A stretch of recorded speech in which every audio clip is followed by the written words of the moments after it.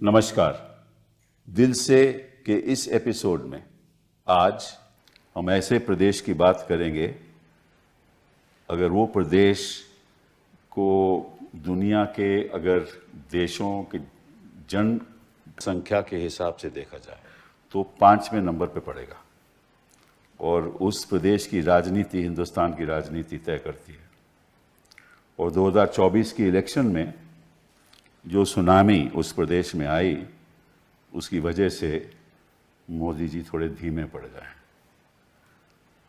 और ऐसे शख्स के साथ हम बात करेंगे जो मैं समझता हूं कि इस देश का युवा नेता, जो आगे वाले वर्षों में, सालों में हिंदुस्तान का भविष्य तय करेगा। ऐसा नेता जिसको विरासत में भी सत्ता मिली और जिसने अपने बलबूते के साथ अपना नाम सारे प्रदेश में, देश में जाना माना नाम, वो हैं अखिलेश यादव जी। आपका स्वागत। बहुत धन्यवाद आपका। मैं जब 1973 में सुप्रीम कोर्ट में आया तब आपकी पैदाइश हुई थी और जब से मैंने वकालत शुरू की, आपका नाम, नेताजी का नाम हम सुनते आए। और सबसे पहले तो मैं आपसे कहना चाहता हूं कि जितनी जल्दी से आपने अपना राजनीतिक जीवन बनाया है, 2004 में आप लोकसभा में आए, 2009 में आए, 2012 से 17 तक आप चीफ मिनिस्टर रहे। बड़ी बड़ी योजनाएं आपने चालू की, आगरा एक्सप्रेसवे, मतलब कि जो आपने डेवलपमेंटल वर्क्स किए शायद ही किसी ने किए हों। और जो सोशल काम आपने किया, चाहे वो विद्या धन की स्कीम हो, चाहे वो लैंड लाइन हो, महिलाओं के लिए लाइन हो, चाहे वो आपने कई और ऐसी योजनाएं की। तो लेकिन उसके बावजूद 2019 में आपको उतनी सफलता नहीं मिली। क्यों नहीं मिली उसके बारे में हम चर्चा करेंगे। बट शुरुआत करते हैं हम 2024 से। जो सुनामी उत्तर प्रदेश में आई, तो बताइए कैसे आई? मैं धन्यवाद देता हूं और आपने पूरा परिचय भी दिया। और सच्चाई ये है कि पूरा देश इंतज़ार कर रहा था ऐसे ही परिणाम के लिए। मैं आपके माध्यम से उत्तर प्रदेश जनता का धन्यवाद देता हूं कि उन्होंने इंडिया अलायंस और पीडीए रणनीति की मदद की और उसका परिणाम ये हुआ, जहां भारतीय जनता पार्टी 70 या 80 में 80 सीटें जीतने की बात कर रही थी, वो बहुमत से पीछे रह गए। और आज भी अगर हम गिनती देखें, उत्तर प्रदेश में अगर बीजेपी ना हारी होती तो आज उनकी बहुमत की सरकार होती। जितना इंडिया अलायंस ने हराया, समाजवादी पार्टी ने उनको हराया, वो सीटें अगर वो जीत गए होते तो बहुमत की सरकार होती। सही बात। तो उत्तर प्रदेश की जनता ने उन्हें रोका और जो जनता चाहती थी वही मुद्दे उठाए, जो कॉन्स्टिट्यूंसी जिस प्रत्याशी को चाहती थी, हमारी कोशिश रही पार्टी के उसी तरह का प्रत्याशी उतारें। और परिणाम ये हुआ कि अगर हम वोट की गिनती के हिसाब से देखें तो जो प्रधानमंत्री जी 4 लाख 5 लाख के लगभग जीते थे और उनके कार्यकर्ता इस चुनाव में कह रहे थे कि 10 लाख वोट से जीतेंगे। जीते ज़रूर हैं वो, लेकिन वोट से वो हारे हैं। इस तरह और भी उनके जो साथी थे, कई लोग, वो चुनाव नहीं जीत पाए, हार गए। लेकिन मैं समझता हूं कि जो आपका योगदान इसमें रहा वो बहुत ही महत्वपूर्ण था। इसलिए मैं कह रहा हूं कि मैं देख रहा था आपने टिकटें किस किस को दी। आपने अपने यादवों को केवल 5 को टिकट दी, आपने 32 ओबीसीज को टिकट दी, आपने 16 दलित्स को दी, आपने 10 अपर कास्ट को दी, आपने 4 अल्पसंख्यक मुसलमानों को दी। ये रणनीति आपने बनाई और इसका परिणाम हमने देखा। ये आपको कैसे सुलझा? होता यूँ था कि भारतीय जनता पार्टी और उनके सहयोगी लोग हमेशा समाजवादी पार्टी पे ये आरोप लगाते थे कि उनके पास ये MY है, इसके अलावा उन पर कोई वोट नहीं है। तो आपने पीडीए कर दिया। तो इसलिए, क्योंकि उन MY को हराना था मुझे, उनके पास भी MY है, मोदी और योगी। तो जब उनके MY को हराना था तो मुझे अपनी रणनीति बदलनी थी। इसलिए पीडीए, जो बड़ी आबादी है, 90% लोग हैं, उनकी आवाज़ बन करके वो गठबंधन बनाया, उस पर लगातार हम लोगों ने काम किया, संविधान की बात की, आरक्षण छीनने की बात कही, और जिस तरह उनके साथ भेदभाव हो रहा है कानूनी तरीके से सरकार के प्रशासन से, उन बातों को उठाया। उसका परिणाम हुआ कि बड़ी संख्या में वो आबादी हमारे साथ जुड़ गई और उसी ने भारतीय जनता पार्टी का मुकाबला किया। जो सपने देख रहे थे 80 में 80 सीटों का, वो उत्तर प्रदेश की वजह से बहुमत में नहीं आ पाए। मतलब कि एक तो होता है कि जनता के पास जाकर भाषण देना, दूसरी होती है जो रणनीति आप बूथ पे बनाते हैं। तो मुझे ऐसा लगा कि आपकी बूथ की रणनीति सफल रही, क्योंकि पिछले कई चुनाव समाजवादी पार्टी जीती नहीं थी, और क्योंकि भारतीय जनता पार्टी के पास रिसोर्सेज बहुत हैं, उन्होंने ऐसा जाल फैला रखा था कि पन्ना प्रभारी उनके बहुत हैं, एडमिनिस्ट्रेशन उनके साथ था, बाहरी लोग उनके साथ थे। उनका जो सहयोगी दल है, एक सहयोगी परिवार है, वो लगातार ज़मीन पर भड़काने की बात, नफरत फैलाने की बात कर रहे थे। इसलिए ज़रूरी बनता था कि पूरी पार्टी के कैडर को, कार्यकर्ता को जिम्मेदारी दे करके कि भौगोलिक दृष्टि से और राजनीतिक दृष्टि से और सामाजिक दृष्टि से क्या उचित होगा, उसी तरह का संगठन बनाया, उसी तरह का प्रत्याशी तय किया, उन्हीं लीडर्स की जिम्मेदारी दी। उसका परिणाम हुआ कि इस बड़ी पार्टी से मुकाबला कर पाए। इसमें कोई इसका भी योगदान था कि जो योगी जी हैं वो आजकल मैंने सुना है कि थोड़ी दुविधा में हैं और बैकवर्ड कम्युनिटी उनके संग नहीं है, और ये जो केशव मौर्य ये जो चल रहा है, इसमें कितना सच है? बीजेपी के लोग बोलते तो ज़रूर हैं कि सबका साथ सबका विकास, लेकिन उनके फैसलों में ये सबका साथ सबका विकास नहीं दिखाई देता है। और ये लड़ाई केवल दो लीडर्स की यूपी की नहीं है, सच्चाई तो ये है लड़ाई दिल्ली और लखनऊ की है। अच्छा, वो तो मोहरा बने हुए हैं। जो एक नेता हैं, योगी जी को हटाना चाहते हैं, वो केवल मात्र मोहरा है।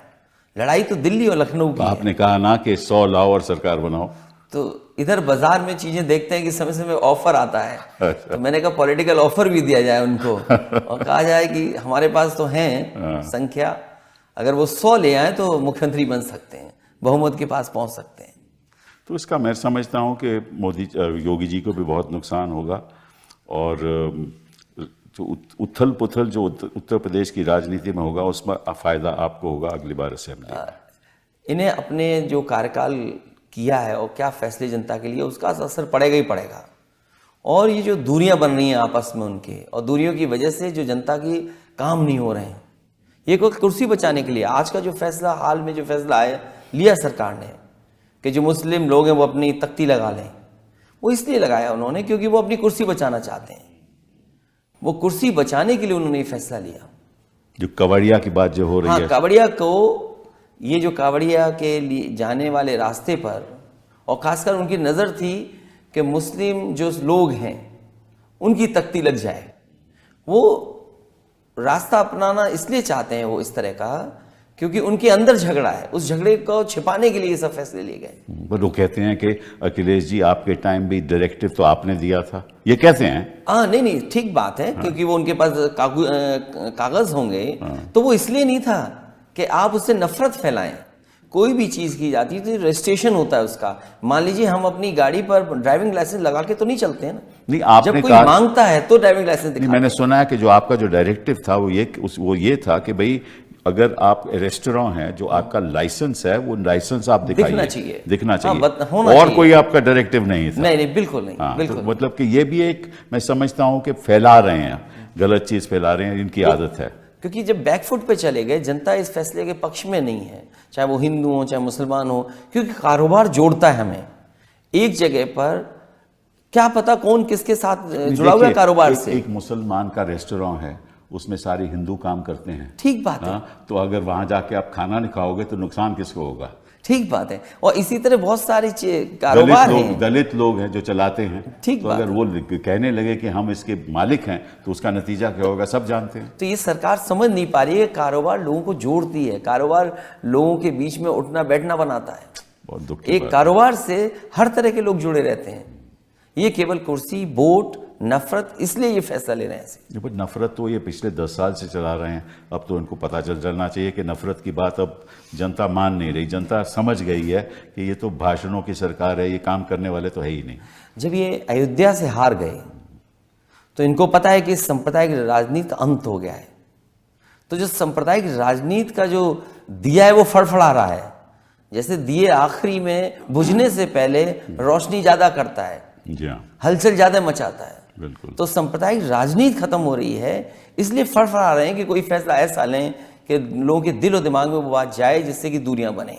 लेकिन ऐसा इस बार होने वाला नहीं है। लोग नौकरी चाहते हैं, काम चाहते हैं, तरक्की चाहते हैं, खुशहाली चाहते हैं, उसके बारे कुछ में तो भला हो, लोगों का जीवन बदले, उसके बारे में तो बात ही नहीं होती। उसके बारे में ये लोग कम सोचते हैं।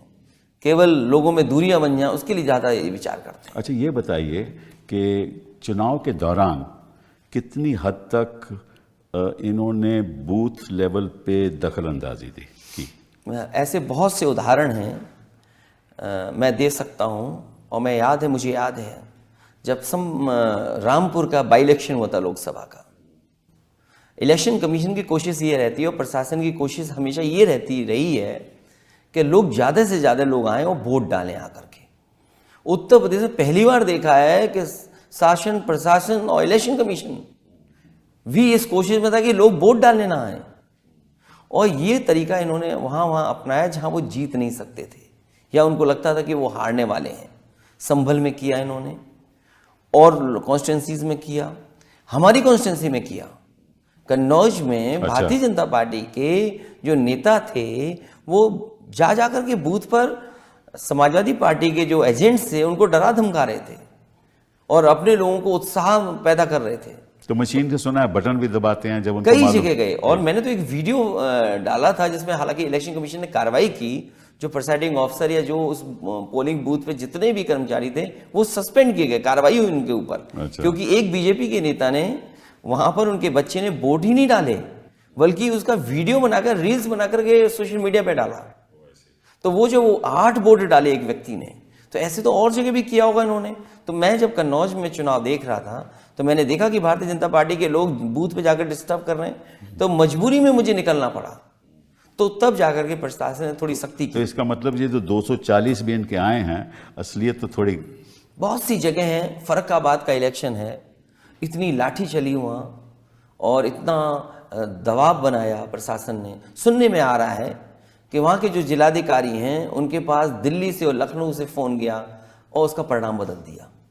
मुझे याद है अलीगढ़ का जो हमारे पार्टी के प्रत्याशी हैं उन्होंने पहले ही आरोप लगाया था प्रशासन पे, और ये आरोप लगाया था चुनाव से पहले कि मुझे हरा दिया जाएगा, और अंततः वही हुआ।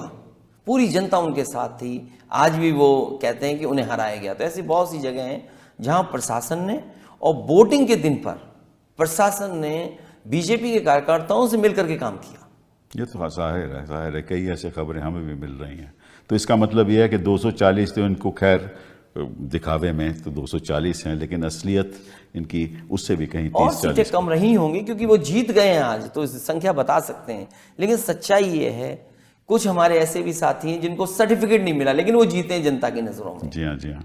तो परिवर्तन होना चाहिए, सारे इलेक्शन की प्रतिक्रिया का परिवर्तन होना चाहिए। आप वो कहते हैं कि भाई ईवीएम से मैं बिल्कुल खिलाफ हूँ, हालांकि हम जीते भी फिर भी हम ईवीएम के खिलाफ हैं। तो किस किस्म का परिवर्तन होना चाहिए?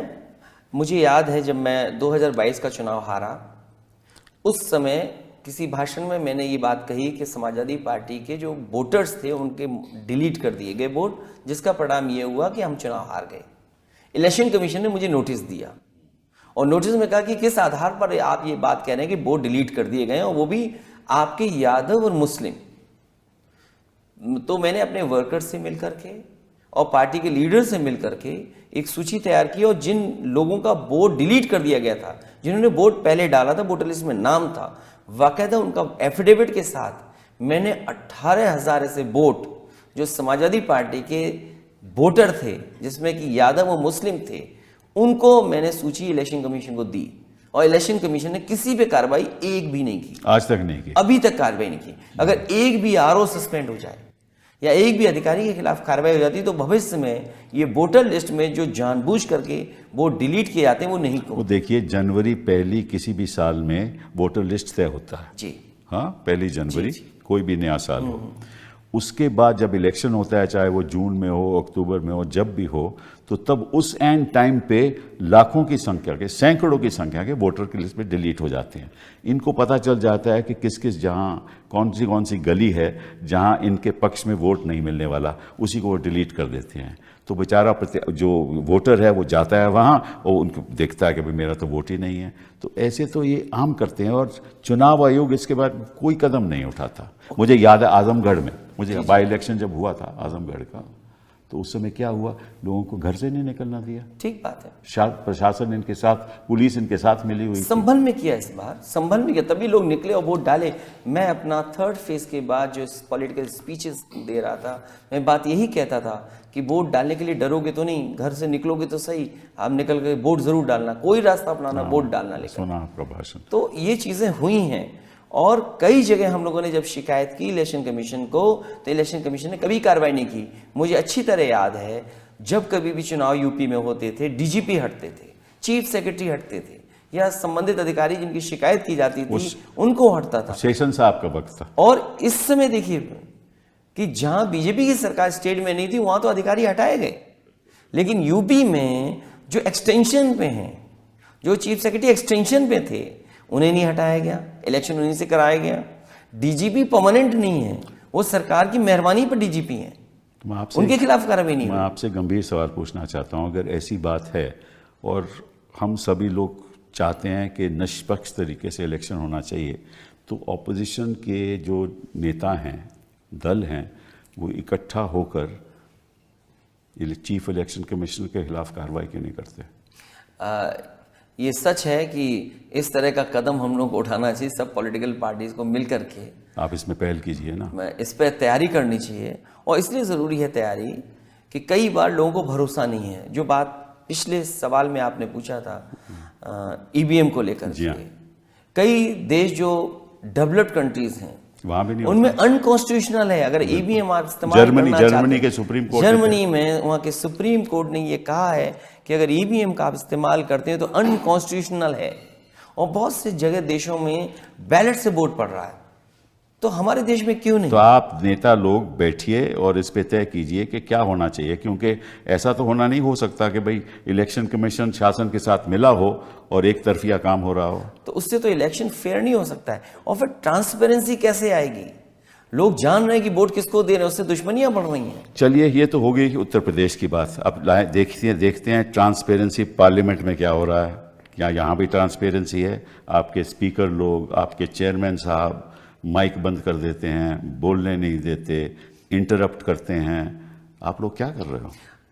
ये सवाल उठा था और उठेगा, और हमारी कोशिश होगी कि स्पीकर साहब से निवेदन करेंगे कि किसी भी लीडर का माइक बंद नहीं हो, क्योंकि वहाँ बोलने आ रहे हैं, अपनी बात कहने आ रहे हैं। अगर लोकसभा में नहीं बोलेंगे जनता की बात, तो कहाँ बोलेंगे? ये एक संवैधानिक सवाल है।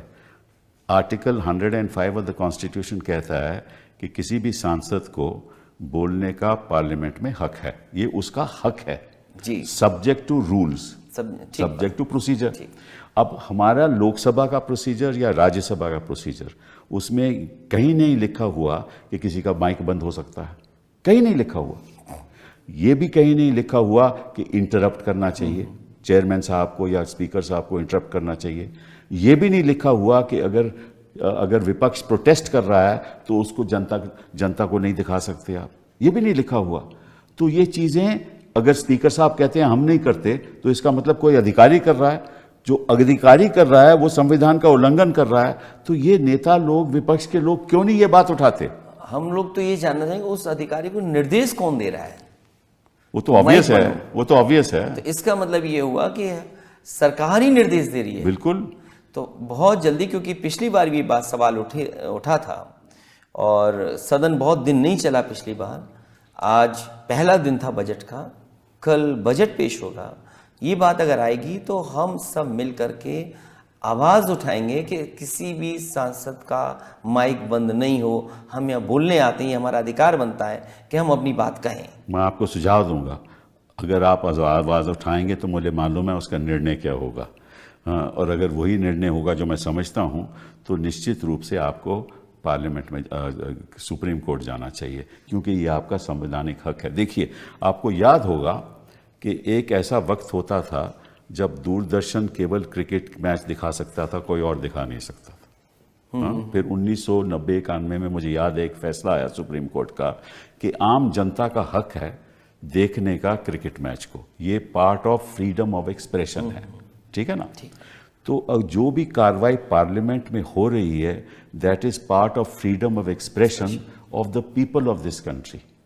ठीक बात। जनता का, उनका ये राइट है and part of their freedom, because they want to know कि भाई पार्लियामेंट में क्या हो रहा है। तो उस राइट का उल्लंघन हो रहा है अगर आपका माइक बंद हो जाए और यार आपको दिखाया ना जाए। ठीक, इस पे हम पॉलिटिकल पार्टी के लीडर्स बातचीत करेंगे। अगर इतना आगे कदम बढ़ाना पड़ेगा तो उसके लिए भी हम लोग बढ़ेंगे। बहुत बढ़िया बात है, ये बहुत ही अहम बात है कि ज़रूरी भी है, और ख़ास तौर पे क्योंकि इस स्तर पे पहुंच गई है राजनीति, इतना तनाव हो गया है देश में कि केवल करवाहट के, केवल एक दूसरे पे आरोप लगाना, देश की जनता के सामने जो चुनौतियां हैं, जो चुनौती किसानों की चुनौती है, बेरोज़गारी की चुनौती है, इस पे तो कोई ध्यान ही नहीं दे रहा।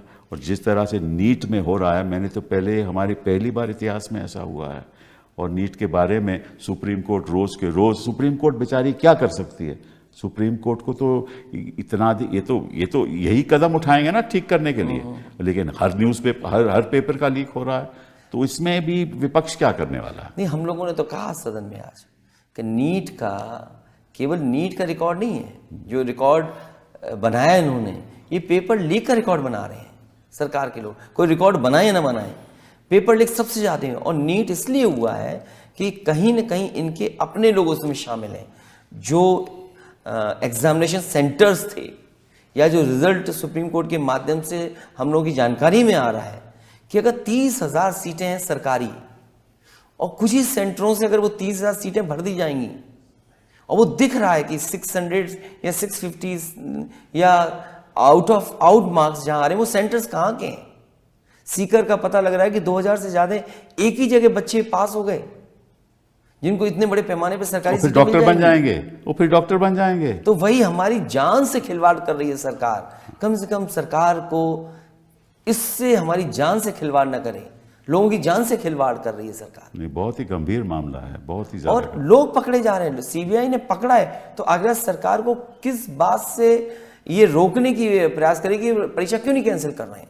सुनने में तो ये आता है कि कुछ जो अधिकारी एनटीए के जो चेयरमैन थे, उनके संबंध बीजेपी और बीजेपी के परिवार के लोगों के साथ बहुत खासम खास रहे हैं। ये तो बात बहुत ही ज़्यादा गंभीर है, और ख़ास तौर पे देश में स्वास्थ्य की ऐसी दिशा हो जाए कि जिस डॉक्टर के पास मेरिट ही नहीं है वो आपका इलाज करने जाए तो क्या होगा? जान से खिलवाड़ करना सरकार की नीयत नहीं होनी चाहिए। अच्छा, आप ये बताइए, तो बात खैर हमने देखा कि पार्लियामेंट में क्या हो रहा है, क्या अभी कुछ दिन के बाद पता चलेगा बजट सेशन किस तरह से आगे बढ़ता है, लेकिन ये बताइए कि इंडिया अलायंस की जब हम बात करते हैं तो इकट्ठा होकर कौन से आपने फैसले लिए? मैं समझता हूँ कि अगर इलेक्शन का परिणाम देखा जाए तो बंगाल में ममता जी जीती और उत्तर प्रदेश में आपकी वजह से जीते, और महाराष्ट्र में वो उद्धव जी और शरद उनकी वजह से जीते, और केरला में तो खैर कोई बात ही नहीं है। तो जहाँ जहाँ भी जीत हुई है आपकी इंडिया अलायंस की, वो एक्चुअली प्रदेश के लेवल पे जीत हुई है, उसमें इंडिया अलायंस का ज़्यादा कोई योगदान रहा नहीं मेरे हिसाब से। मैं गलत भी हो सकता हूँ। इंडिया अलायंस जब बना था, और मुझे याद है जब नीतीश कुमार जी ने बनाया था, तो नीतीश कुमार जी ने यही पक्ष रखा था कि रीजनल पार्टीज़ जो जहाँ जितनी मजबूत हैं उनको फ्री हैंड दिया जाए, और उनके माध्यम से जो और दूसरे दल हैं वो चुनाव लड़ें।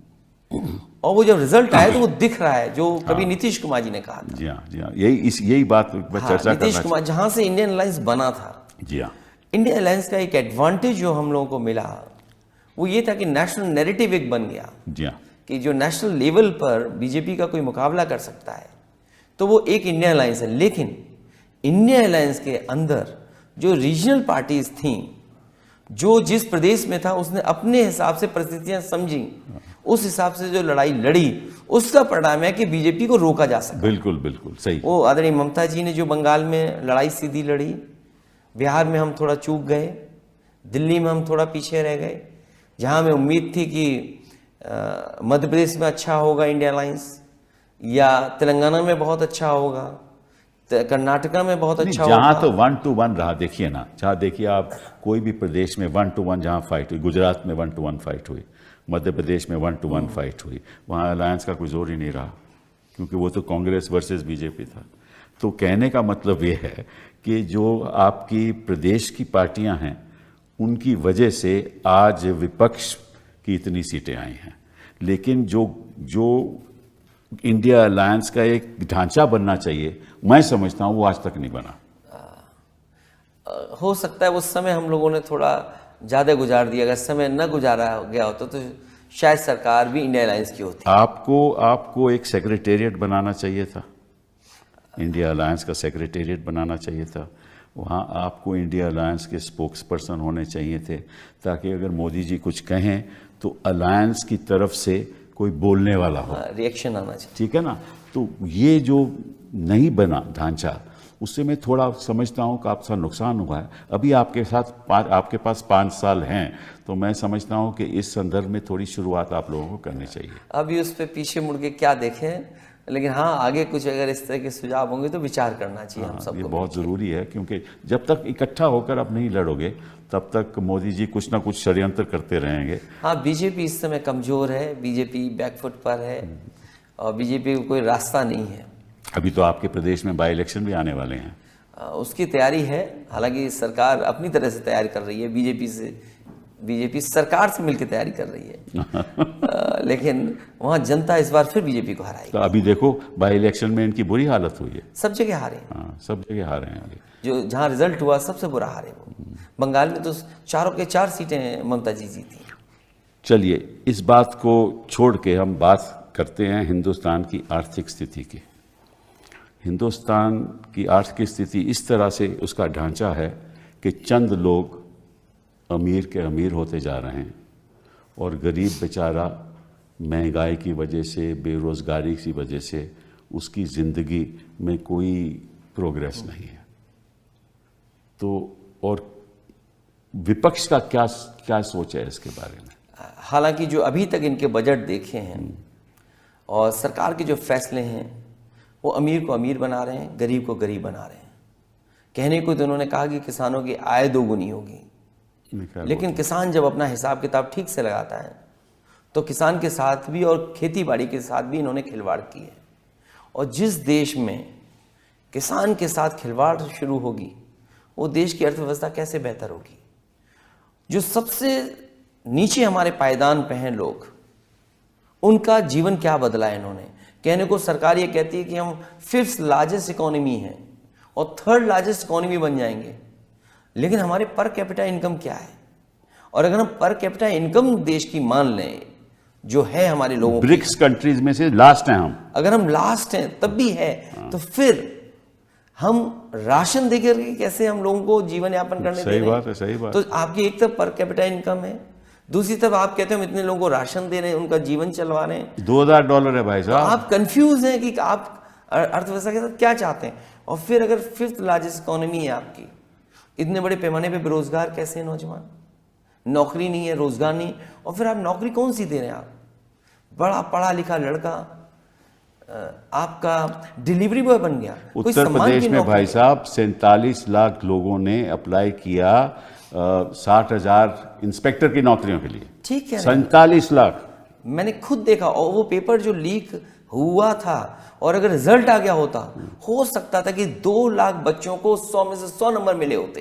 तो ये सरकार नौकरी कहां से देती? सही बात। तो अगर आपके इतने बच्चों ने पेपर लिखा, पेपर लीक हुआ और 2 लाख बच्चों को 100 नंबर आ गए होते, तो परीक्षा कहां देते? इसलिए उन्होंने उस परीक्षा को रद्द किया। और अभी हाल में ही एयर इंडिया की जो नौकरी निकली मुंबई में, हाँ उधर देखो 26 26 भगदड़ बच्चे भगदड़ पहुंच गए, हाँ भगदड़ पहुंच- जिसमें 800 लोडर की नौकरी थी। सही बात है। तो अगर हम फिर लार्जेस्ट इकोनॉमी की बात कर रहे हैं, मेक इन इंडिया की बात कर रहे हैं, डिजिटल इंडिया की बात कर रहे हैं, स्मार्ट सिटी बनाने की बात कर रहे हैं, किसानों की आय दोगुनी की बात कर रहे हैं, हम इन्वेस्टमेंट की बात कर रहे हैं, हम G20 में इन्वेस्टमेंट और दुनिया में दिखाने की कोशिश कर रहे थे कि हम ये तरक्की की हैं, तो वो है कहाँ, जमीन पे तो नहीं दिखता है। नहीं, पर सभी चीज तो आसमान पे हो रही है ना, और फिर- भाषण भी आसमानी है। सब कुछ खोखला है इनका। और अगर $5 ट्रिलियन की इकोनॉमी बनाना चाहते हैं दिल्ली वाले, तो यूपी वाले हमारे कहाँ पीछे हैं, क्योंकि प्रधानमंत्री वहीं से चुन करके आते हैं। वो कहते हैं कि हम $1 ट्रिलियन की इकोनॉमी बनाएंगे। जो इकोनॉमी 25 लाख करोड़ की अभी बनी है और उन्हें 80 लाख करोड़ तक पहुंचाना है, तो कैसे पहुंचाएंगे? क्या दिल्ली की सरकार मदद कर रही है?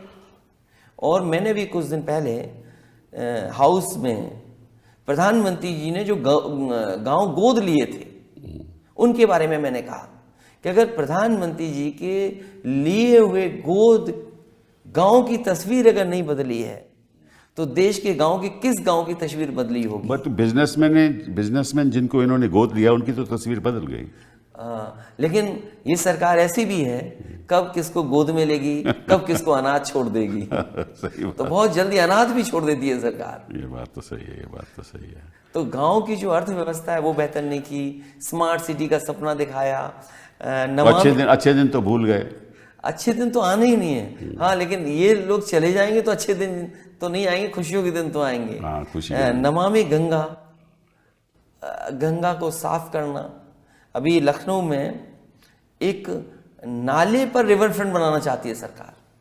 दुनिया में नाले पर रिवर फ्रंट कभी नहीं बना होगा। कुकरेल नाला है। ये तो हर चीज यूनिक। नाले में से पहले कुकिंग भी करते थे, आपको याद जी, होगा ना, जी। वहां पर नाले से तो कुछ भी हो सकता है। क्या आप बता रहे हैं, किस रास्ते पे जा रहे हैं? जिस देश को इंफ्रास्ट्रक्चर चाहिए, महंगाई कम होनी चाहिए, नौकरी निकले, किसान का भला हो, वहाँ दूसरी दिशा में ले जा रहे हैं। देश की राजनीति को बदलना होगा और आप लोगों को सब एकजुट होकर इस पे बहुत संघर्ष करना होगा। और देश की आम जनता आपके साथ है। आपको शुभकामनाएं। हम भी आप लोगों के साथ हैं, कि हम भी चाहते हैं कि देश उज्जवल हो और गरीब आदमी को शिक्षा मिले, सम्मान मिले और स्वास्थ्य की उसकी समस्या हो वो मैं इतनी महंगी ना हो। जब तक ये नहीं होगा तब तक देश आगे बढ़ नहीं सकता। मैं धन्यवाद देता हूं कि आपने बुलाया। बहुत और सच है यही कि पढ़ाई सस्ती हो, इलाज सस्ता हो, किसान को लाभ मिले, तो शायद हमारा देश और आगे बढ़ेगा। हम मिलके कुछ करेंगे ऐसा ही। थैंक यू, बहुत बहुत धन्यवाद। Thank you.